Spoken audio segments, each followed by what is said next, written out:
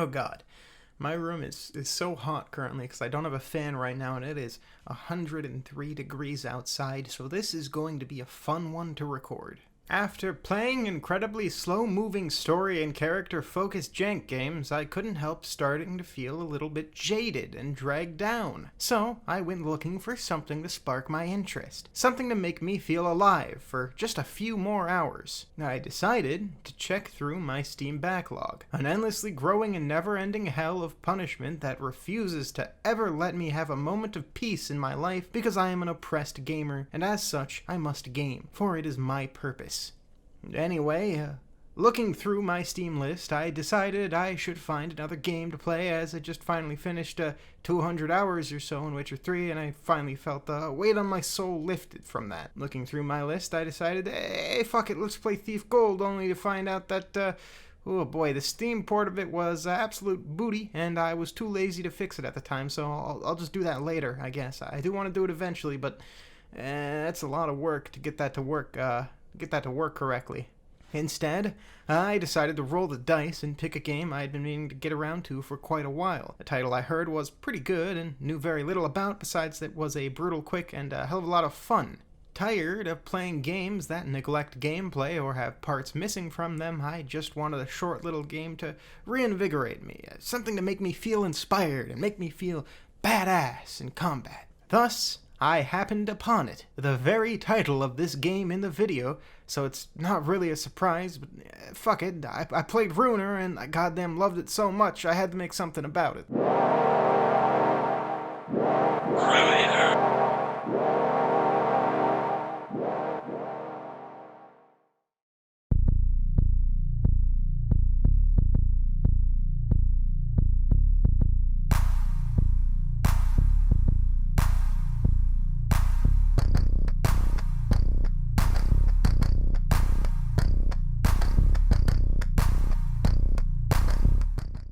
Ruiner is a top-down, brutal sci-fi action shoot-'em-up a la Hotline Miami crossed with Synthetik, another game that I will actually talk about at some point later in this video. It was made by Recon Games, I think that's how you say it, and was published by Devolver Digital in 2017 to pretty decent all-around reviews. In fact, of all the games I've covered so far, this is definitely one of the better, well-known ones outside of the ones that I've covered in my last video, but yeah, you know what, I don't care. I want to talk about how much I love this experience, and I'm sure there's quite a lot of people that missed it regardless. So, to me, this was the perfect little palate cleanser. And besides, this is my channel. I can talk about anything I want, you leeches. Anyway, looking into the studio, I know very little outside of that they seem to be established in Warsaw, Poland, and while they haven't put anything fully out yet on their website, it says that they're working on a new first-person co-op game currently, so if this is anything to go out, I'm gonna definitely keep my eyes out on that. To sum up my experience here at the top, this game rules, and I loved every second of this game. Something about it just hit so right, and God, I needed this. I needed it bad. I'll cover it more in the entirety of this video, but needless to say, if you can't already tell, I love this game, and this studio has some real potential. This game has a hefty spread of influence, from brutal action shooters to Bangkok action movie vibes, and of course a gritty, dark cyberpunk theme that is just gross, dingy, and just the perfect amount of bloody and brutal design choices. It's really something special, like a nice chef's ratatouille, if you know what I'm saying. It's a good one. It's a good game. Atmosphere. The moment this game starts, it oozes atmosphere, and I love every goddamn beautiful second of it, from the amazing visuals to the art direction to the fantastic music that is found throughout the world of Ragnarok. Everything in the environments is just absolutely stunning, and there's so much moody-ass lighting and vibes out the ass that I love, so much so that I'll frequently just take a break to just take in some of these environments in between the combat. You really get a nice feeling for the world here, and you definitely get the feeling that these devs are punching hella above their own weight and swinging for the big cats from a trashy, moody cyberpunk alley. Some of the lighting and general theming of the stages in this game truly stand out and have some amazing background design going on here. Just look at all these brilliant reds and blacks. Shit's got a design I vibe with. I love the general look of just about everything here. Everything about it just feels right. It just feels on point. Plus, that paired with its soundtrack makes it something even more special, because this soundtrack, oh boy, it's poppin'. I love this game's soundtrack so much. It's got such a punch to it, and it just really has an interesting soundscape, which mixed with the fast-paced and bloody combat really shines, and shit just feels right when it hits the fan, you know? You got heavy distortion in parts, hard-hitting, juicy synths, and the occasional chanting in the middle of it all, which all just manages to work out pretty well with the visuals so perfectly, it's kind of stunning, honestly. There's some tracks that just made me so hype as hell for combat, and others that would make me stop in my tracks and just listen to them because they're just that beautiful. Hell, even after finishing the game, I still listen to a lot of the soundtrack in the background while working, and even while writing this. As somebody who likes to make music and has a general vested interest in music, and loves to find new things I like, it's always nice when a game like this comes around with such a good soundtrack that leads to discovering new artists or finding new sounds that I like. Most of the music used within this review is from the game as a nice change of pace, as well as, I do want to try my hand at making, let's say, more intricate soundscapes in future videos, but for now my hands are a bit tied with that due to other things. Point of all this is to say that in my opinion this game fucks, and it does so hard with all the style and moody visuals and music I've come to expect when I think of aggressive cyberpunk violence.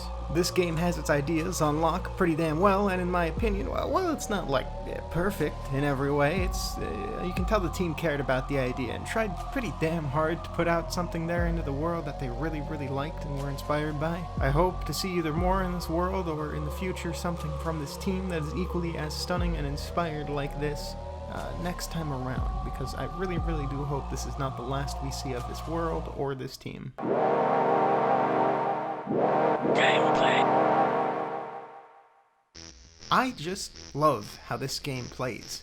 Everything about it is just perfect for me. I know it's not perfect, but it's just the right amount of depth to entertain a filthy casual like me, while also allowing for huge potential for high-level play with a large upgrade tree that actually matters, and multiple gameplay modes to prevent endless play and experimentation. It's pretty much a catch-all of everything you could ever ask for in this type of gameplay style, in a cheap-ass package with more hours of play and fun than most gritty, slow-moving, story-focused AAA games can even dare to offer you in this day and age. Starting off, the gameplay is rather simple. You have both a melee and a ranged attack, which you can fight off hordes of creeps, guards, and goons with. In addition to this, you can pick up weapons off the floor of both a ranged and melee variety, which offer a pretty decent range of attack types. Though, weapons you pick up eventually do run out of ammo and revert back to your base weapons and swords and all that stuff, so you gotta kinda balance that out in the middle of a combat fight. By default, you will always have a melee and ranged weapon, which are both good, though they do less damage than most things you're going to pick up off the ground, at least at the start, and they don't really have the additional bonuses of doing additional little things like spinning around with the melee weapons you grab, or, weapons that do special effects and all that stuff, so you kind of got to balance that out in the middle of combat. In addition to this, you have a dodge that you can use multiple times, and the more you upgrade it, the more times you get to use that dash sort of consecutively before it overloads and you are no longer able to use it. It has a short cooldown, but can make the difference between life and death in the middle of a combat encounter, so it's something you've got to pay attention to and something you've got to remember in the middle of fast-paced action. It allows you to zip around a combat arena with ease and dodge ongoing bullets and weapons being swung at your head pretty easily. In addition to this normal dash, though, you also have what is sort of a slowdown mode in which you can plan out your jumps with your dash. This allows you for some pretty high-level maneuvers in play that you wouldn't otherwise normally be able to get, such as dashing between these things and firing off a shot at each angle or something like that. It allows for a whole little extra layer of depth that's nice and perfect for this sweet chef's cake. Now on the field, of course, there's a few things you have to manage, mainly your health and your energy, though ammo and durability should also be kept in the back of your mind for ranged and melee weapons you pick up respectively. First off these, you either hack and slash through hordes of enemies to pick up green and blue tags to heal health or regain energy respectively, and in addition to that, there's also pads you can step on which will heal your health or energy, as long as you stand on them. Typically these are found just outside of combat zones or after a really tough encounter to help you regain your health, though sometimes they are in combat arenas with a limited supply. Once that supply is used up, typically you're no longer able to stand on the button and heal from it, so it's a limited supply and you gotta keep that in mind. In the later areas of this game, stuff like energy and health is quite easy to find, and you even get an ability that reverts energy to health or health into energy depending on what you want. So early game, this stuff matters a lot more and you have to pay close attention to it, while late game, you're kind of able to regenerate health, and killing enemies if you upgrade the right abilities tends to grant more health bonuses and stuff like that. So later on, you really do start to feel kind of like a real badass with a lot of power to you. Of course though, that's still not the end of the gameplay, as because next up, there's the upgrade tree, allowing you to upgrade using something called karma in the game, which is the in-game sort of money/upgrade system. It seems to be used as a form of currency in the game, but either way it helps you upgrade. It can be found in boxes, corpses, or it can be found with these little salvager robots here that sort of pick up and destroy all the weapons on the field in exchange for credits. This can be really helpful for helping you gather a lot of these all at once, especially after a large combat encounter. Once you collect enough karma, you are able to upgrade it. You gain a single upgrade point. Once you get that upgrade point, you get to go to the upgrade screen, and it allows you to invest and choose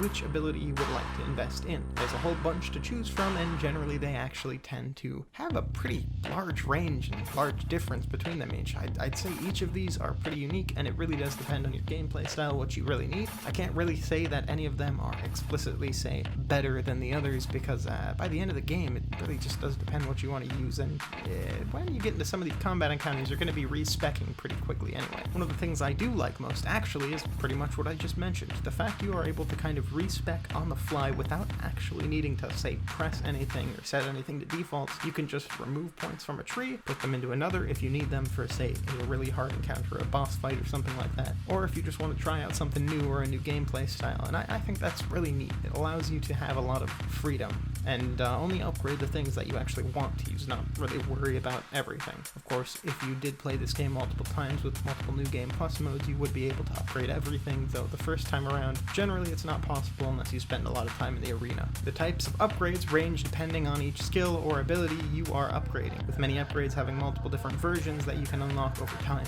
For instance, what I mean by this is that one of the first skills you unlock is a basic shield ability, which uses energy to block incoming bullets, and that moves along with wherever you are pointing. If you want, though, instead, you can get another shield upgrade, which is sort of a little barrier that sits in the middle of a combat encounter, but it's sort of stationary. It stays in the one place you put it in. This helps to just have a little barrier for cover and allows you to not be slowed down while trying to also get yourself some cover from combat and a counter. Other changes like this are choosing between stun and explosive grenades, damage upgrades, and abilities like overcharge or focus, which power up damage and reduce the energy cost of dodging, or allow you to slow down time and aim your shots and dodge attacks respectively. Along with this, there's a few other abilities I didn't mention, but that's mainly just because, I want something to be a surprise here for you. On more than one occasion, there was a need to respec my character in the middle of a boss fight, or, right at the start of an encounter if I knew it was going to be especially hard. At first, I kind of tried to play this game in a way where, normally, with most AAA games, I kind of expect upgrade trees not to matter that much. Thing is, in this, though, they do a hell of a lot, so that was a really bad choice on my end.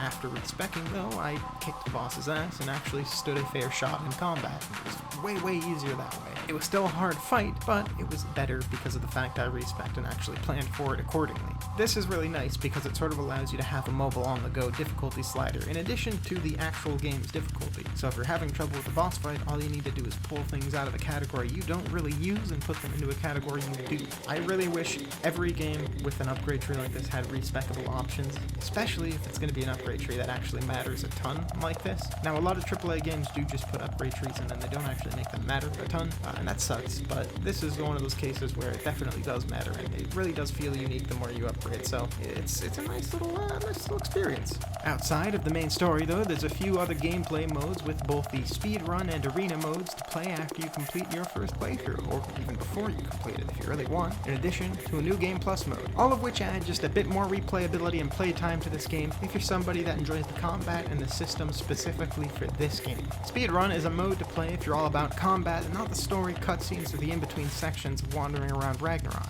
It cuts out all of this for non-stop action arena after action arena, trying to beat your best time with as little deaths as possible. It's sort of a non-stop speedrun mode to see how fast you can beat the game, essentially. I think that's a really neat thing to have in these games, so I'm really happy it's there. For people that don't like any of the story stuff or, the in-between sections, sections that do exist. It's nice because the main campaign also provides a variety of combat arenas, so if you just like that and you want non-stop basically combat arena after combat arena, and say you want to put it in like hard mode but speedrun, it allows you to play the game a little bit faster if you're just looking to kind of get as far as you can, basically. Arena mode is similar, except instead of encouraging you to speedrun through the entirety of the main game's campaign, it's an endless arena of increasingly hard enemies thrown at you which you need to defeat within a set amount of time before your timer runs out, leading to high-level play as you have to survive group after group in single life. It's not anything special, of course, it's just an arena mode, but it's nice to have, and it seems like it was added after the fact for free, so like, hell yeah, this is great, and I'm glad it's there. It's something to do with this game, and it adds a reason to replay it, and still continue to have a sort of an audience that's active even to this day, though I don't know how many people would be actively playing it regularly. It's a pretty good experience, though, so I do enjoy the combat, and I think it's definitely something that would have gotten a lot more time out of me if I had it. All of this helps the game have a lot more replayability after the fact that you beat it the first time around, and in my opinion, it adds a lot of value to what is a pretty short story that isn't exactly everybody's jam. But for me, it was perfect. I enjoyed everything about it, and it was a nice little package that wasn't really expensive or anything, so I didn't mind the fact that it wasn't like super long. I'm pretty tired of every game being like 60 hours long, so. Story. Get up, puppy. Your brother needs you. The story of Ruiner is a rather simple one, but the thing is, it also knows that about itself, and while it has its cool little twists, it never exactly tries to do anything too deep or more than it is. Simply put, you start out with a simple order: kill boss, with nothing but a gun and an iron pipe to do your worst. Hey, got there, or who you are, doesn't really matter. All that matters is your objective, which you follow without question, fleeing headfirst into the violent world quickly. However, it soon turns out things aren't as straightforward as they seem, when an unknown voice in your head pushes back against that simple initial order, telling you to do the opposite. With no other option but moving forward, you push against this voice and continue until you reach a door, first having to fight the security chief so you can make your way to your target. This is the first boss level of the game, and it's a pretty decent fight. It's not exactly the hardest thing ever, but you have a timer that's counting down as you're trying to defeat this dude, and a bunch of targets are rushing you, so you gotta kind of manage everything while you're doing it. Once you do beat him, however, the voice returns once more, and as you attempt to open the door, you find yourself being overloaded and taken offline, being left in a state of disrepair as you wake up wandering the streets outside in the city of Ragnarok. This is where the game truly begins, as you wake up in a mechanic shop after being repaired, shortly after being contacted by the same woman who overloaded you earlier, who is now referred to as her, and claims she is there to help you. She tells you that you have a brother and that he is being held hostage by the man that originally sent you to kill the boss. This serves as the starting point for the rest of this tale, with you solving the mystery of what happened and who you are, along with where your brother is, cutting through a few hundreds of thousands of guards and creeps in the process and raging hell across Ragnarok, taking down major gang bosses and just generally causing chaos as you find your brother. It's a rather simple setup, and yeah, it's pretty much just a framing device for a sort of revenge rescue story, but it does throw some twists and turns in there, and above all else, it does what it wants to do pretty well. It doesn't drop the ball at any point in its presentation. The only major complaint I could house is mainly that the game doesn't have the longest story, and could probably had about one or two other major sections in its story before reaching the end and doing the big twist thing that it did, but I'm also pretty satisfied with what's here. Just, you know, going in, this game is probably more geared for replays and the other modes and stuff like that, in addition to just the main one, as the story itself isn't exactly the longest. It's not exactly the best story ever or anything, but I'd still say it's pretty good, and it has its twists and turns, so because of that, I really don't want to spoil it fully here, but needless to say, it's pretty damn good for what it is. It offers some pretty unique little points and plot lines here and there, so I'd say it's definitely worth the time to play, and it's only about 10 hours tops, so, like, pick up the game, come on. For as short as it is, though, don't confuse that for a lack of content or world building, as what is there is downright stunning at times and makes ideas race through my head like crazy. A lot of the story can be told in these environments and through the world, to a point where I kind of hope it is revisited, or maybe they do something that's a bit more of a fleshed out version of the same idea that has more of a chance to really shine and do more with the world and the characters. The little areas you get to wander around in between levels, the big sort of Ragnarok area, isn't much, sure, but they add to that mood and you get little fun conversations and side stuff here and there that really adds together to make it feel like there could have been something more here. And personally, I love that. The game feels so confident in doing so that it just decides to do so, and it does so pretty well without much of a consequence for it. There is only about like 4 or so major sections that I can think of that are actually like big combat sections, and those are broken up into multiple levels, sure, but it's not exactly the biggest game by any means, and I do definitely wish there was more levels there or some sort of more world building or just connection going on there, just so we could kind of have more happen here, because honestly I love this world and I wish there was more to it. I want there to be more story or something. Where it cuts off, I'm not exactly super happy with. It just feels like there could be more, really. That's the only complaint. And when, I'm over here complaining that there should be more or something, I consider that at least a pretty good, probably judge of the fact that, I liked the game. Anyway, story's pretty good. Please play, game good. Conclusion. So, in conclusion, I guess all around what I'm trying to say is that Ruiner kicks ass, and while it does have some flaws, such as lacking a main story that's really, super amazing, and a short first playthrough, it, in my opinion, more than makes up for it with its amazing atmosphere, fantastic gameplay, and multiple gameplay modes, which further the basic concept and bring it into its own a whole lot more than it would otherwise. Is it the best in its genre? I mean, probably not, but it's pretty goddamn good for a first swing, and it left me craving more of it as soon as possible. Gotta say, for a game I picked up purely because the title art looked great and the whole vibe of it looked badass, I think I managed to grab quite the gem here, and I was surprised at the amount of depth and style contained within this little game and how little I've heard of it since it came out. It seems like even when it did come out, it didn't have the hugest following by any means. I mean, it's not exactly a big AAA game that would make a huge blip on the radar, but, I'm pretty surprised that it actually managed to have something of a following in its time. If what I've described or shown off here stands out or speaks to you, please support the devs here, because it's a fantastic start for them, and I really hope to see more from them soon.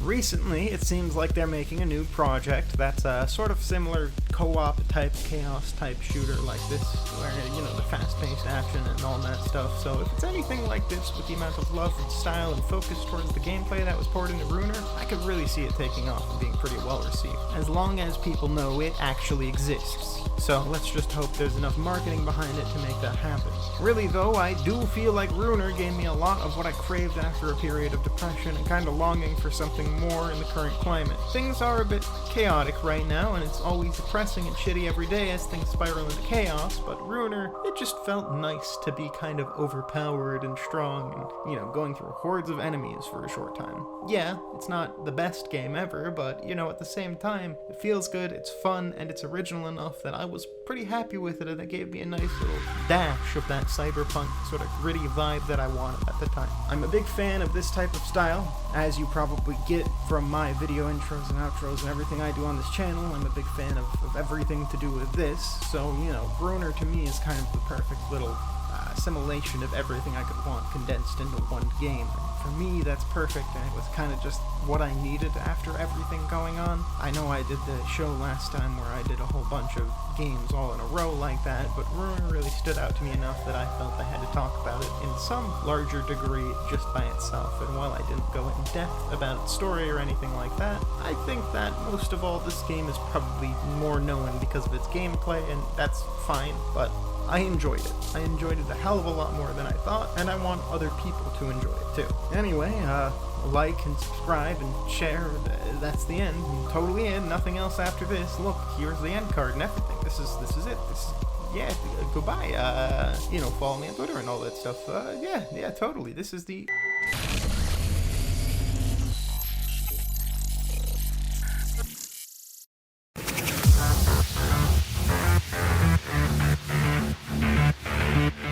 Okay, alright.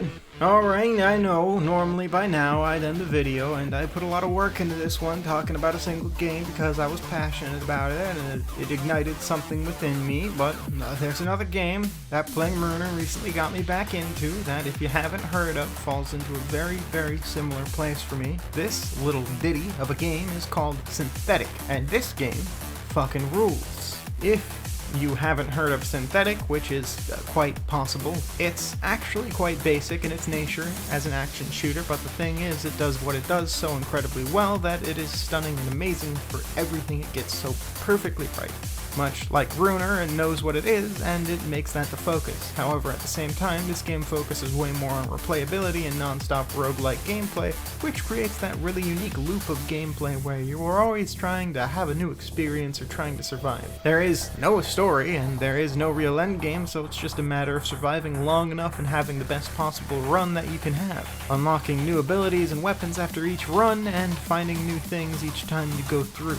It's a fun little roguelike top-down shoot-em-up, and it knows what it is, which I respect the hell out of if you haven't figured out by this point. And if you so wish, it becomes one of the best co-op shooters of its type out there at the moment, assuming you have a friend to play it with you. When you get someone else in this game, it definitely makes things easier to go through, so I recommend it as kind of the way to play this one. Though, if you're doing that, don't pick the assassin class. The assassin class sucks. The loop of gameplay itself is actually pretty simple, but it's one of the few elements in it that made Synthetik really stand out among its peers. First off, it allows you to pick a basic class, each of which has different slight abilities and focuses depending on the playstyle you want, with each class offering different types of main abilities. Some of these classes have really unique ones, and some of them have ones that are absolute trash. Again, like the assassin. The assassin is garbage, should be in the dumpster, and should not be in this game. Personally, I prefer the quick dashes of the fast boys here, or the commandos. They're also pretty good. The breachers can be pretty fun, and these guys that are heavyweights like explosive experts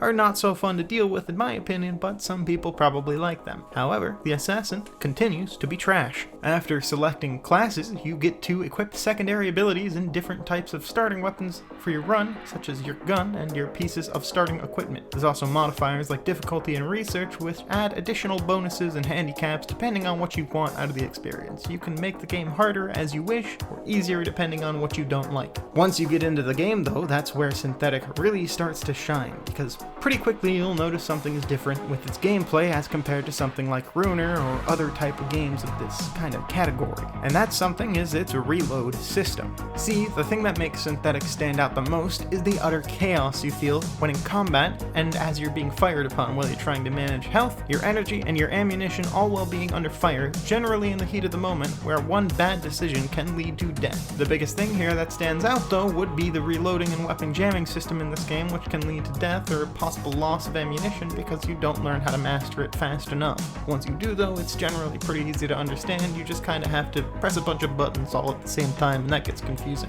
Basic rundown of it is that when you run out of ammunition, you have to first eject the clip and then reload the weapon, both of which are two different buttons. With a slight chance to reload fast, you can hit a prompt at just the right time when reloading.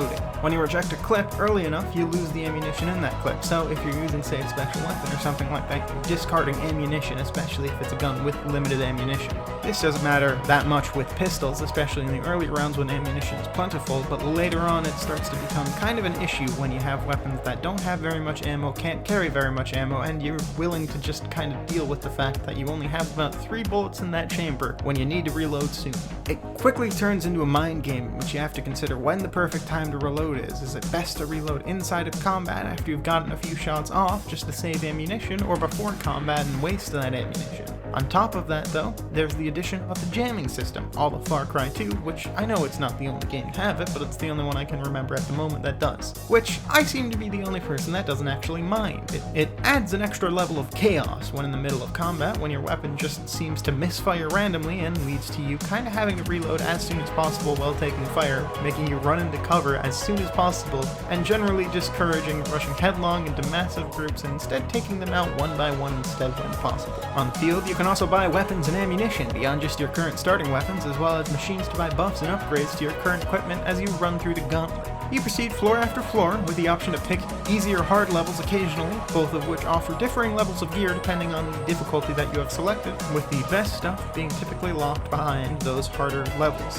Your gear though, and whatever you have on hand, really starts to matter though when you get to the bosses. After every few levels you run into a boss, and once you complete these bosses you get to more levels basically. So it's just basically a gauntlet to do bosses in these rooms one after the other. Again, not really much of a story game, but there's a loop here and it's a very good loop, and it's just like a nice little roguelike type game.